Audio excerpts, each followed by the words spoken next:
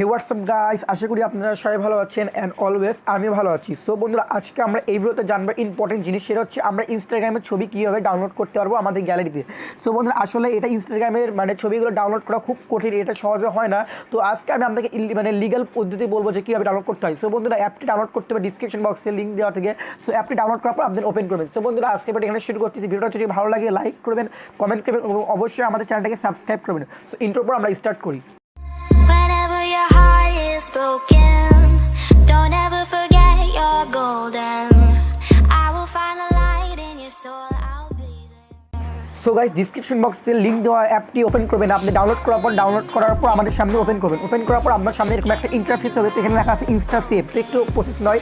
তো এরপর আমার সামনে এরকম ইন্টারফেস আসবে। এখানে একটা অপশন পাচ্ছেন, এই অপশনে ক্লিক করবেন। ক্লিক করার এখানে অটো ডাউনলোড অপশনে ডাউনলোড করে দেবেন। জাস্ট এখানে আমাদের ক্লিয়ার। এরপর আমরা আমাদের যে অফিসিয়াল ইনস্টাগ্রাম অ্যাপটা সেটাকে কিন্তু ওপেন করবো। তো আমি ওপেন করতেছি।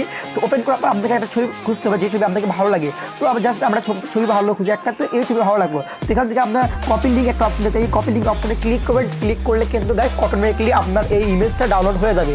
তো আমরা একটু উপরে একটা আপনার নোটিফিকেশন আসবে ডাউনলোড হয়ে গেছে নাকি। তো আমরা একটু উপরে দেখবো গাইস ডাউনলোড অলরেডি হয়ে গেছে। তো এরপর আমরা আমাদের গ্যালারিতে যাবো, যে দেখবো যে আসলে অ্যাপ থেকে কাজ করছে নাকি। তো গ্যালারিতে গেলাম, গিয়ে আমাদের ফটো অপশনে যাবো, যে দেখেন এটা অটোমেটিক্যালি এইচডিতে ডাউনলোড হয়ে গেছে গাইস, দেখতে পাচ্ছেন এটা একদম এইচডি।